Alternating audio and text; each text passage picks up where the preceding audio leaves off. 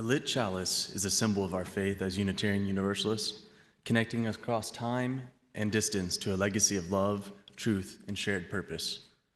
Today, I'd like to invite up Lily to light our chalice. As we light our chalice in the sanctuary, I invite those on Zoom to light a chalice or a candle, or maybe to type your location in the chat. Our chalice lighting and opening words today are by Orlando Brugnola. Here, find a house of welcoming. Here, find vision and hope. Here, be received as you truly are, unique and beautiful. Your journey acknowledged, your love honored. Let us rejoice together.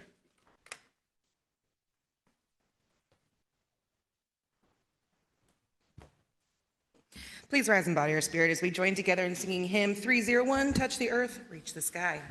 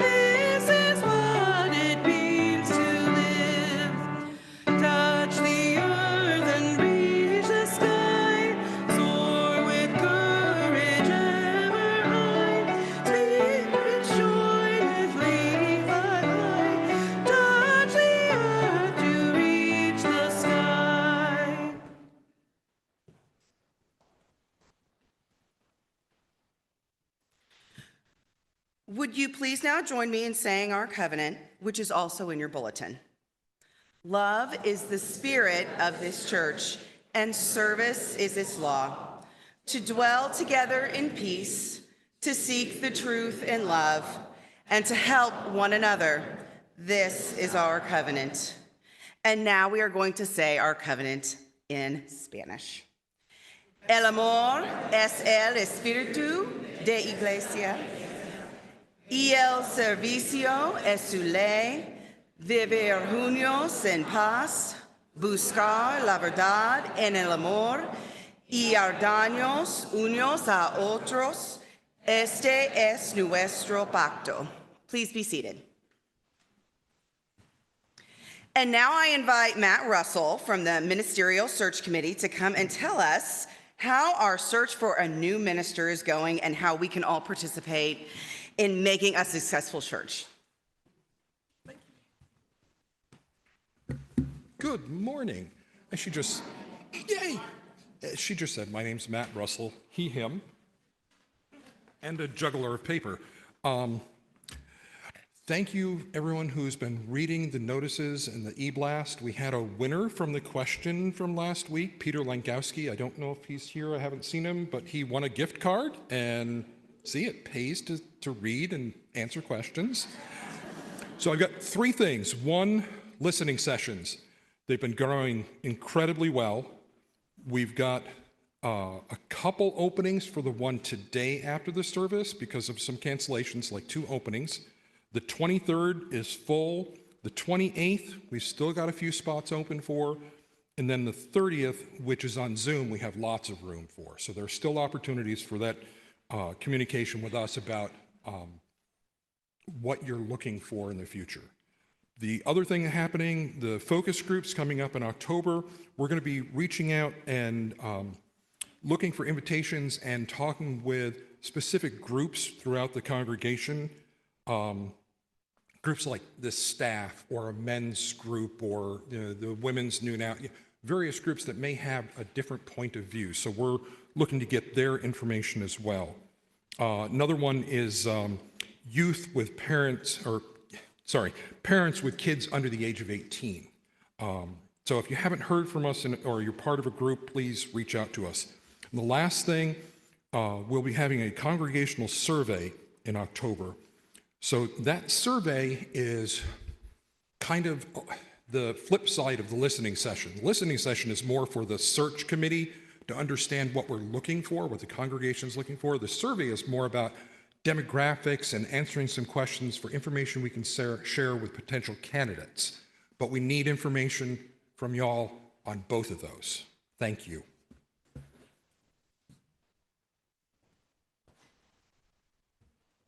Thank you, Matt, and members of the search committee for keeping us posted. Participating in the offerings and the activities of the ministerial search committee is one of the ways that we live our covenant, because you're going to be calling a minister in the next few months. Another way that we live our covenant is through sharing the joys and sorrows of our lives together, sharing those events and milestones in the cycle of life that when we bring them to community and share them with one another, we deepen our connections to each other and to this congregation. In just a moment, as the music plays, I invite people in the sanctuary to come forward and drop a stone into the bowl if something is on your mind or your heart today. You can use both sides of the table. And if you've written your joy or sorrow on a card, please leave it in the basket that's right here. For those of you who are on Zoom, we invite you to use the chat feature. Please put in all caps either joy or sorrow, plus your name and pronouns at the beginning of what you are sharing if you would like me to read it out loud in the sanctuary.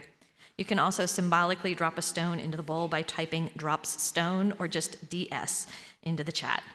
Let's share the joys and sorrows of our lives together.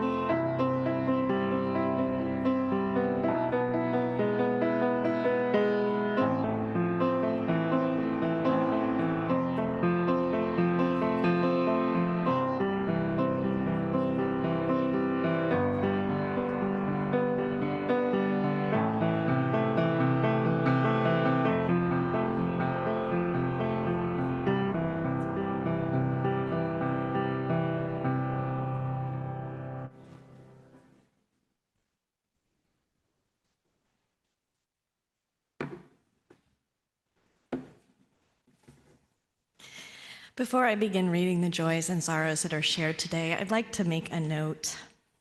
This is a scary time for many of us, and there is a lot going on in the wider world and the country. Usually, joys and sorrows are not a place for political commentary. At the same time, many of us are being directly impacted by what is going on right now. And so, if there is a joy or a sorrow that it is by somebody who is directly impacted, I will be sharing it. If it is by somebody who is just a general concern about the state of the country, I will not be reading it. I hope that makes sense to folks. These are the joys and sorrows shared today. Breyer shares a sorrow that this week the Heritage Foundation, the authors of Project 2025, and the FBI have been talking about labeling many trans folks as domestic terrorists. This is real, rapidly happening, and Breyer is very scared.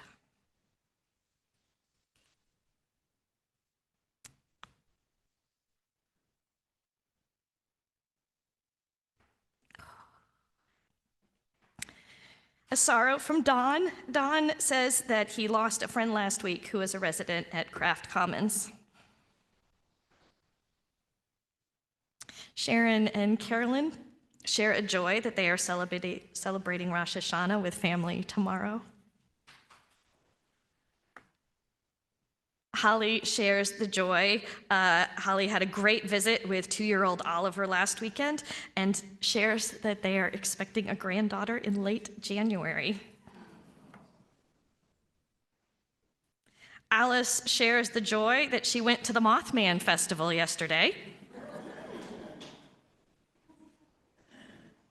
Reuben shares a sorrow that he's feeling heavy after Governor Braun and Todd Rokita's threats and attacks on teachers. Many teachers are being pushed into silence.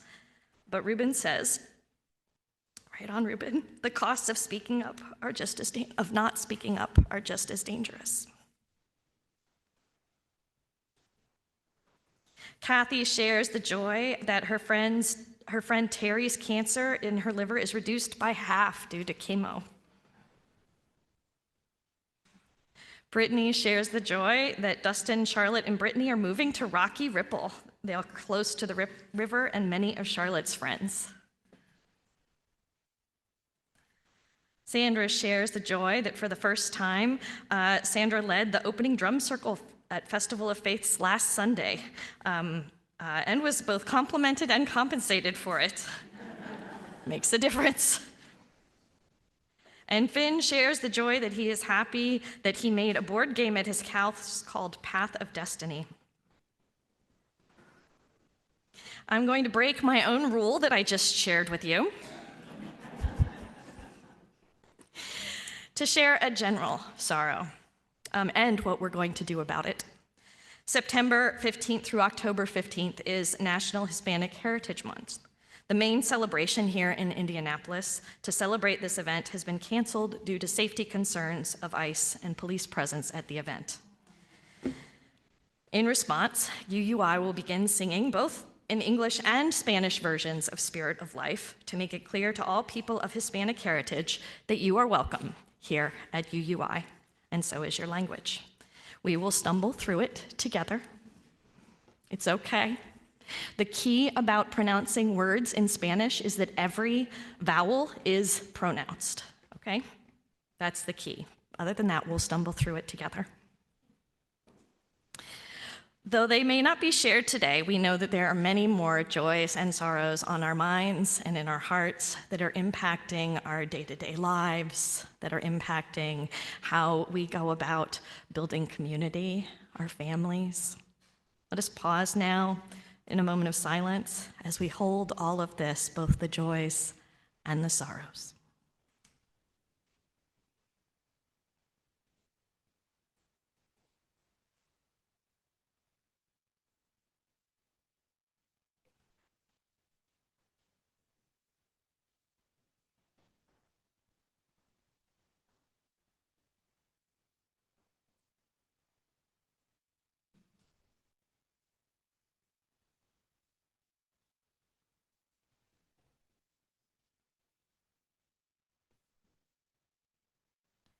Blessed be, and amen.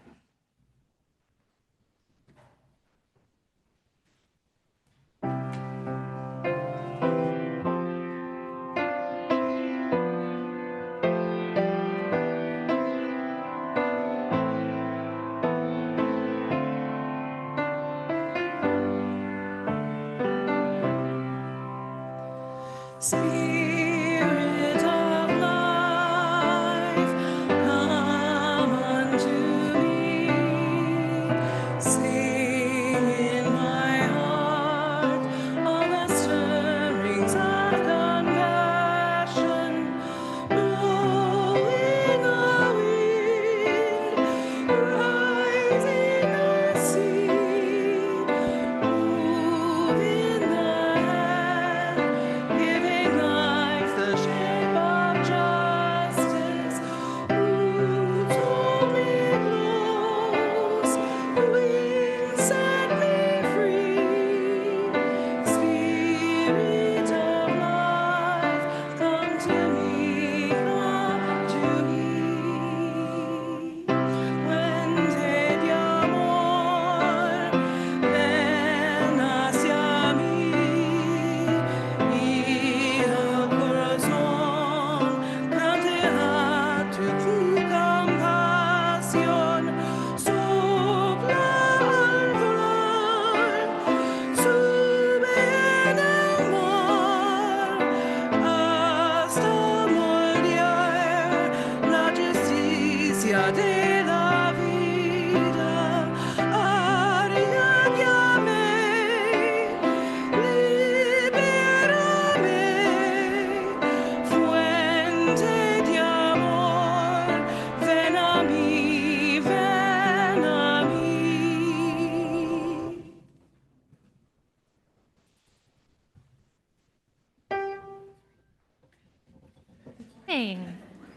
Not too bad for our first time doing it. Pretty impressed by that. And that's interesting because we're actually talking this morning during our Story for All Ages about things that maybe we're not good at yet. So if anybody here of any age would like to come up front so they can get a better look, please feel free to come and join us. Good morning. I could sit here all morning and just read you guys' shirts if I'm being real honest. But we'll do something else instead. So we have talked about a lot of things already this morning. We have talked about things in the world that are very heavy. We have talked about things in our congregation that are going to be different. We're looking for a new minister to come play on our team, right? Those are big things.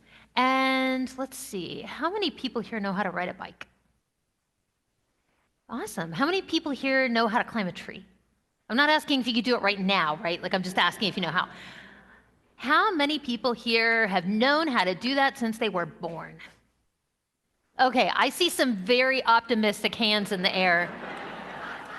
But I'm kind of feeling in my gut like nobody at 6 months of age was like climbing a tree, probably. You might have had theories, guys, right? You might have seen a squirrel and been like, I got theories, but no, probably not reality. So today, we're going to talk about something called the magical yet. And I love this story so much, and it's by the illustrator in particular, is one of my faves and has done some very cool graphic novels for kids if you ever want to check out her work.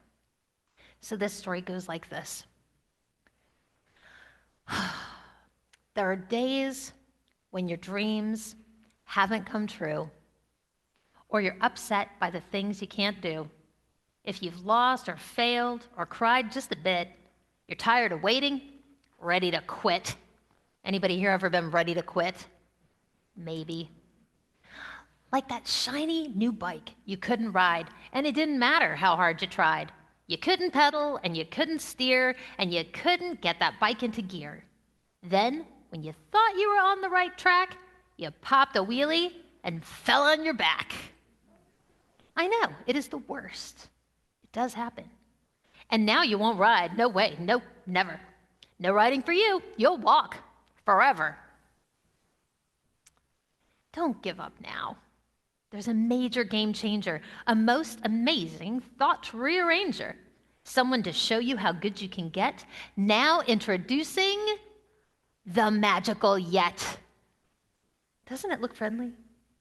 I kind of like that it's glowing too, right? Because it's going to help me see where I'm going, which I feel good about.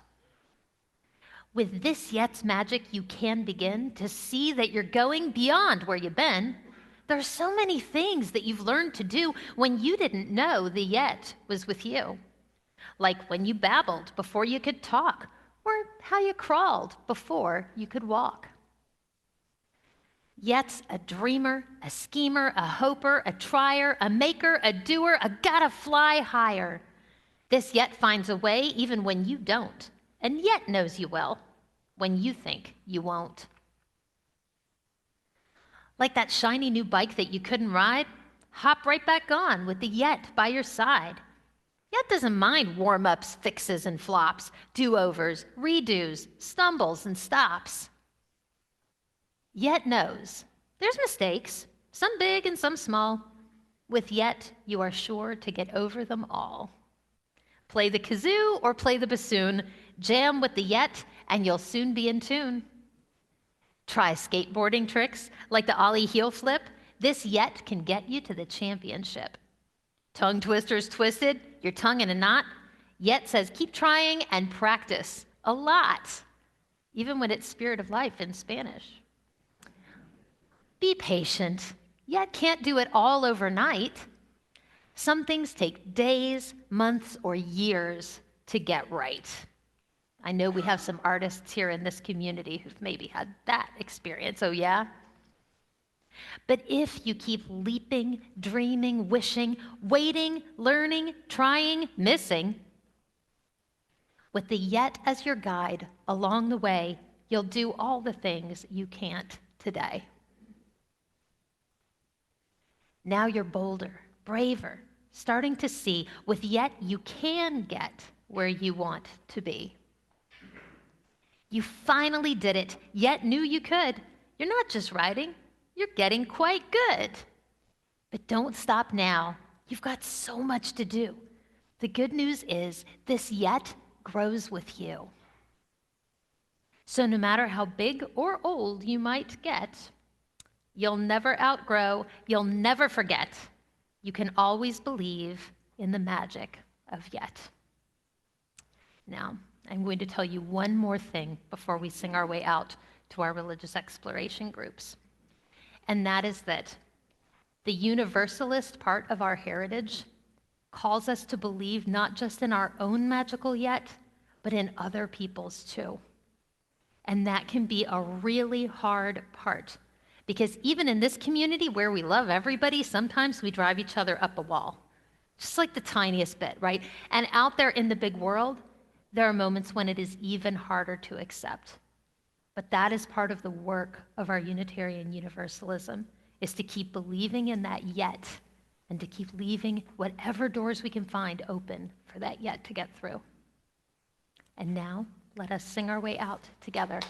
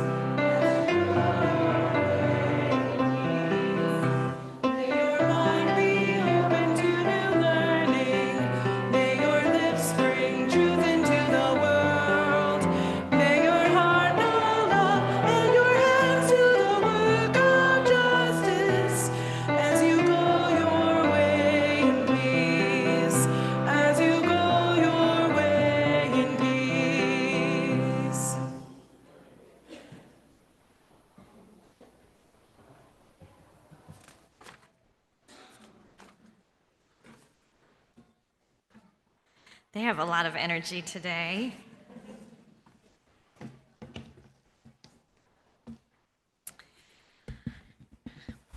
So, last week, here at UUI, we had a special guest speaker, the Reverend Patrice Curtis, the Transformational Interim Ministries Director for the Unitarian Universalist Association. Reverend Patrice invited this congregation into a powerful exercise of imagination. They asked you to picture the minister who will one day walk through these doors, not defined by labels or assumptions, not reduced to a single story, but welcomed in the fullness of their humanity. Reverend Patrice asked, "Can you imagine a minister here who lives with mental health challenges? Or a minister who is transgender? Or a minister who uses a wheelchair? Or carries identities that some folks might not expect?" Reverend Patrice reminded us that imagination is what allows us to push past bias, to see possibilities we might otherwise overlook. And the truth is, every one of us carries bias. That's not a moral failing. It's part of how our brains work. Our minds are designed to make quick judgments and shortcuts, to sort people and sort situations really quickly. And then culture piles on, the stories that we've absorbed, the stereotypes that we've inherited, the systems that we live inside. Put it all together, and bias is inevitable. This is why imagination matters, because it gives us a way to interrupt these automatic stories, to catch ourselves before we collapse someone's whole life into a single label, and to open the door to new possibilities instead. And that exercise, that challenge that Reverend Patrice gave us, is not just about ministers. It's also about stretching our capacity to welcome people fully, to risk telling new stories about who belongs, which is especially important here right now. As I said a few moments ago, here in Indianapolis, the main celebration for Hispanic Heritage Month was canceled because of fears of ICE and police presence. Some of us are even afraid to speak Spanish in public. That's what fear does. It shrinks the circle of what feels safe, what feels possible. And on the national stage, we see the same forces at work. The murder of Charlie Kirk has already been twisted by misinformation and conspiracy, scapegoating vulnerable groups, and fueling real threats of violence. Educators and truth tellers are being silenced, disciplined, even fired. We are living in dangerous times. Times when the very freedoms we often take for granted are under attack. Freedoms like truth and freedom of speech and democracy itself. A time when lies become weapons that endanger lives. In moments like this, imagination might seem like a luxury, but it isn't. Imagination is one of the ways that we survive. It's what allows us to see beyond despair, to envision ourselves and our communities alive and whole and on the other side of this chaos, whether we make it there ourselves or not. Our Unitarian ancestors knew this. During the Second World War, when fascism was rising and people were being hunted down, the Unitarian Service Committee organized daring networks to help refugees escape. What gave them courage wasn't blind optimism, it was vision. They could imagine a future where the vulnerable survived, and that imagination propelled them into action.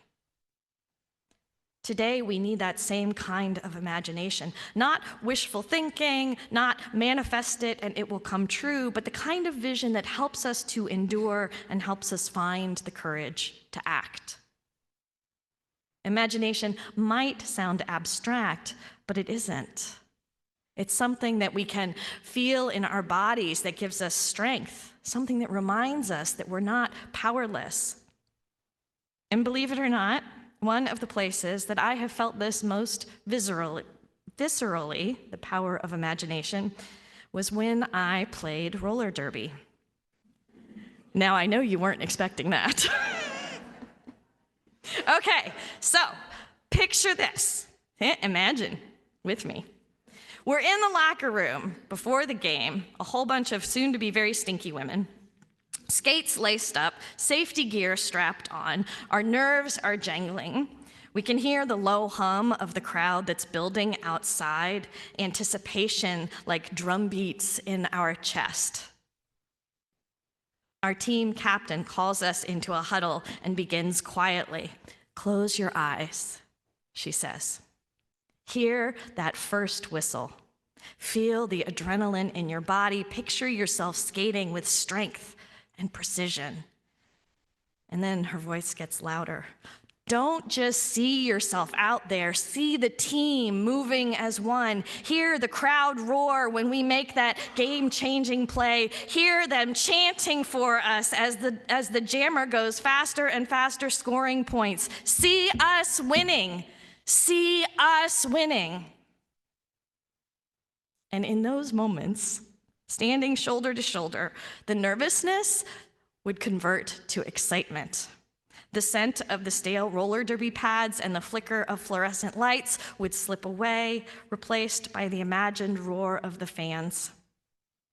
Sometimes, if I let myself really lean into this exercise of imagination, to this visioning, I could almost feel it. The victory lap, the high fives with teammates, the joy of having given everything we had. And the pep talks work. That's why all sports teams seem to have them. And why so many of us love sports movies, even if we don't play sports.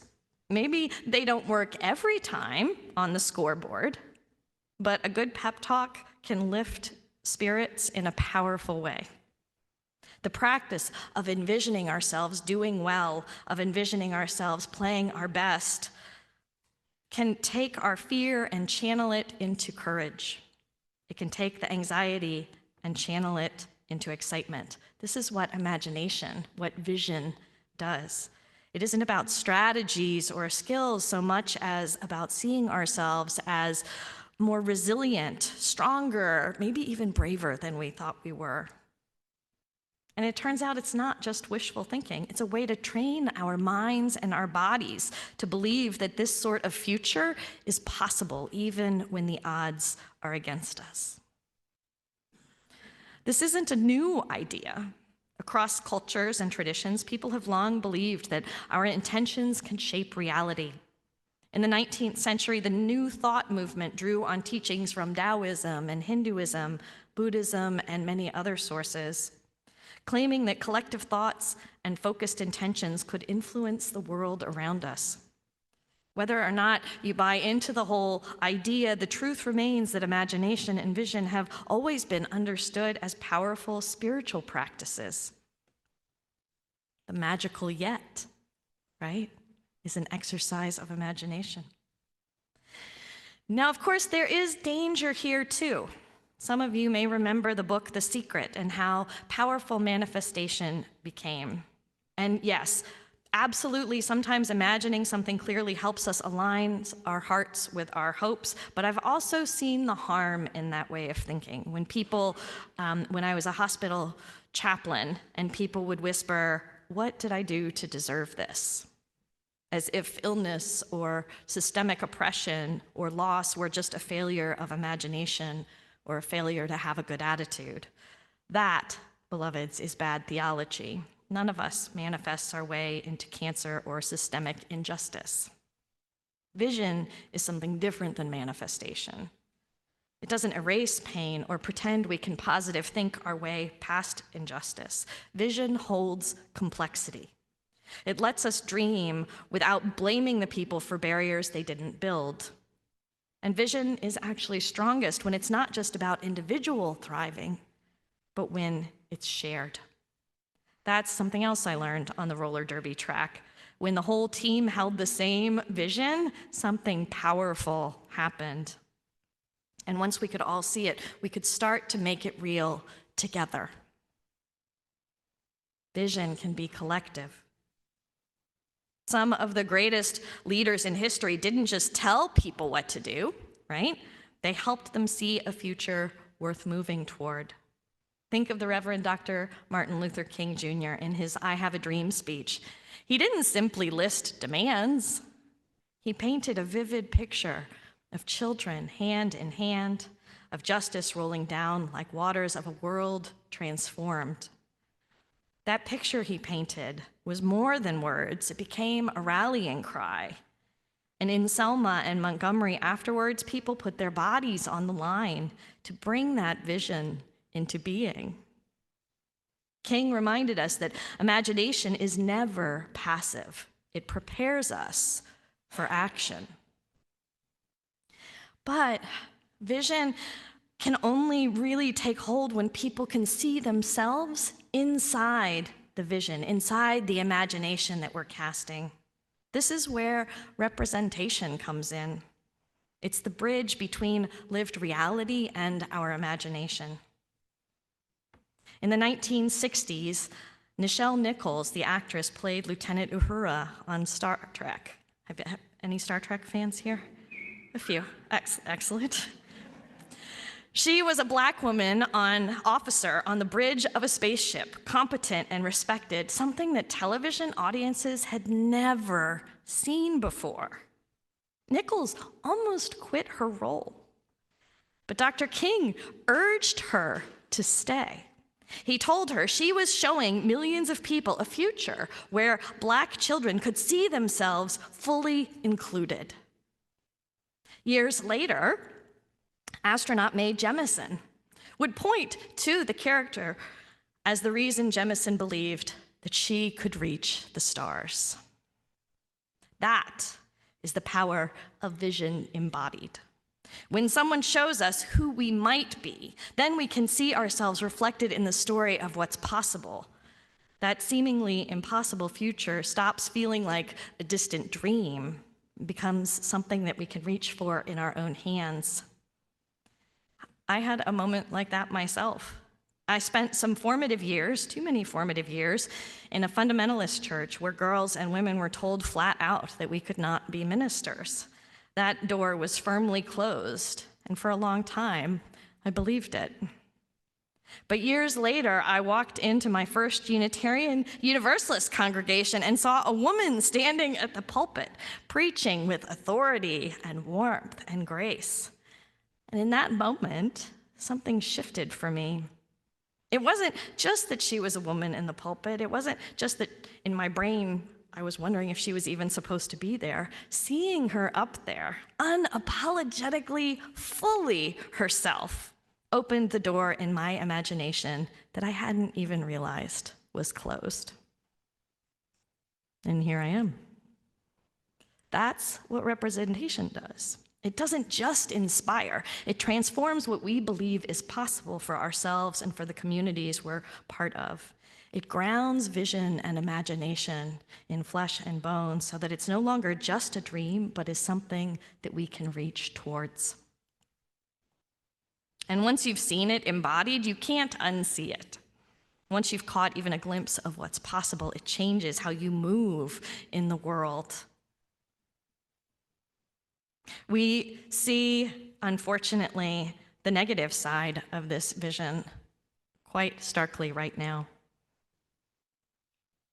But we can look to the past, the recent past, and the present to help us imagine a better future.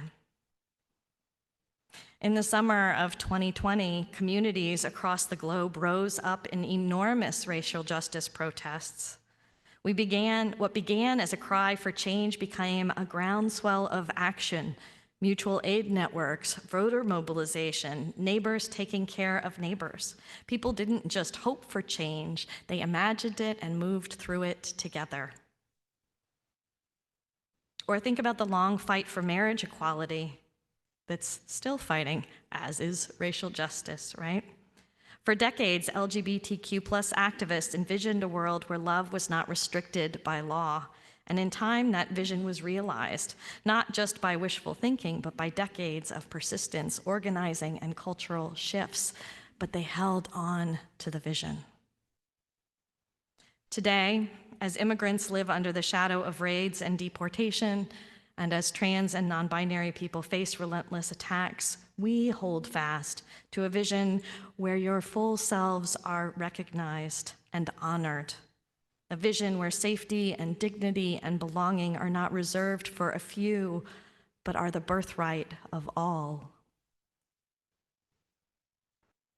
This is what can happen when vision is shared. It can move us beyond survival and into hope, the possibility of thriving. When we come together with a shared vision, we don't just change ourselves, we transform our communities. And that brings us back to Reverend Patrice's question last week. Can you imagine the minister who will one day walk through those doors, not defined by labels, but welcomed in the fullness of their humanity? That's about the minister, but that's also about this congregation. Can you imagine this congregation as a community that doesn't shrink to fear or bias, but expands into possibility? Can you imagine UUI as a place strong enough to endure the chaos of this moment, where holding fast to each other doesn't just help you to survive, but helps you thrive? Vision isn't escapism. It's not about closing our eyes and pretending the world isn't on fire. Vision is the birthplace of liberation. It's where freedom and justice are woven together. It's where we get a glimpse of the beloved community that we are called together to build. Right now, we are being asked for the same kind of courage that the Unitarian Service Committee showed in World War II, to imagine not only what we're up against, but what we are for, who we are, who belongs.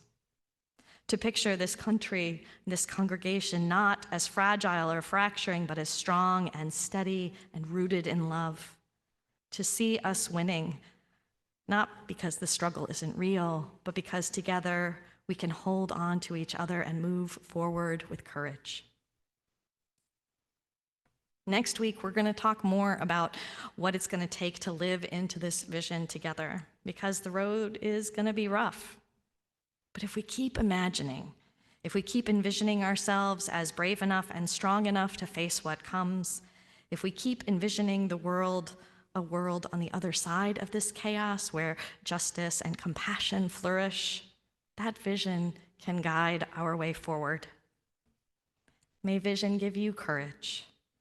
May imagination steady your spirit. May love hold you fast. And may we see us winning together.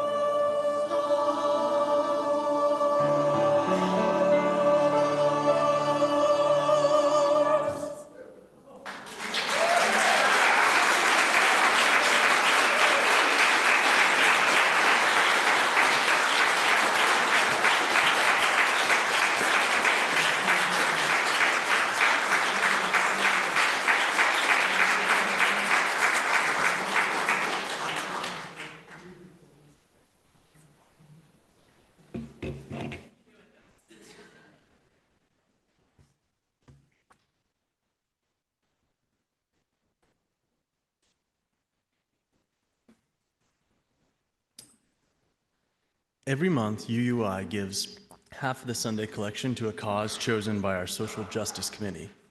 September's Share of the Plate is Faith in Place. Faith in Place is a nonprofit that helps people of faith put their values into action by caring for the earth and our neighbors.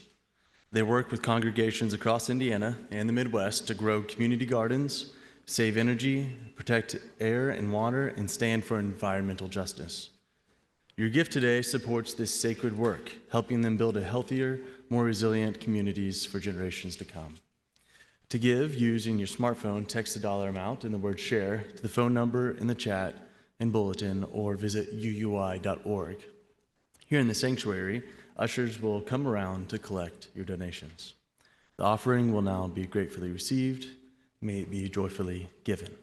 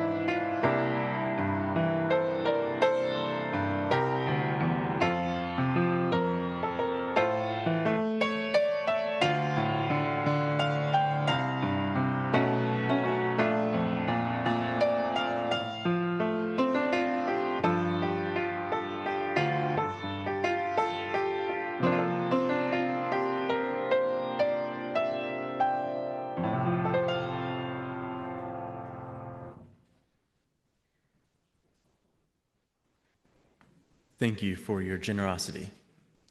Our closing words today are from Becca Reynolds. May love permeate your every heartbeat. May faith guide your every step. May truth and compassion be your eternal traveling companions. And may a deep, abiding spirit rest joyously in your every waking wish and your every resting dream. Thank you.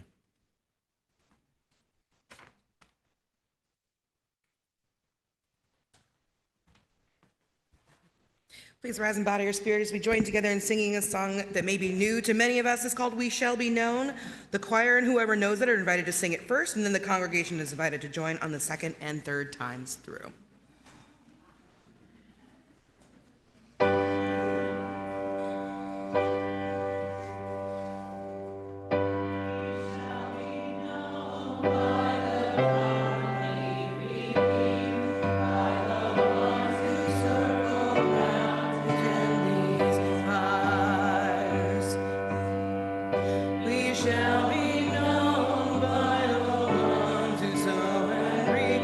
Seeds of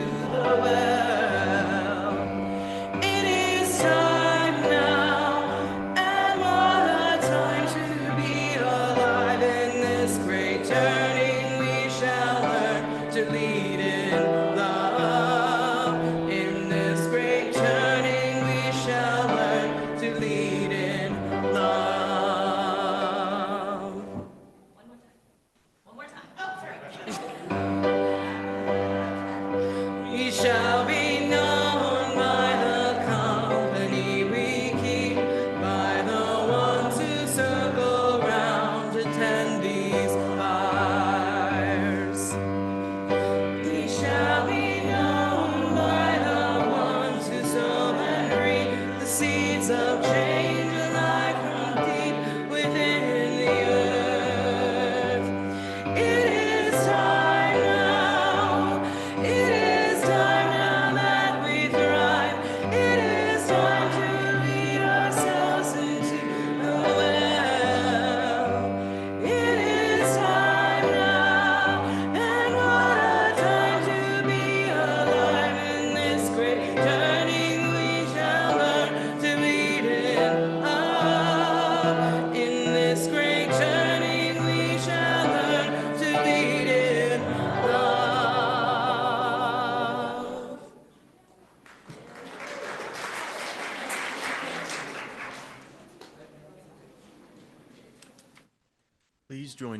Please join me in our chalice extinguishing words, which are on the screen. Now we extinguish the flame of our chalice, but not the light of understanding, the warmth of compassion, or the fire of commitment. Let us keep those with us until we meet again. Go in peace.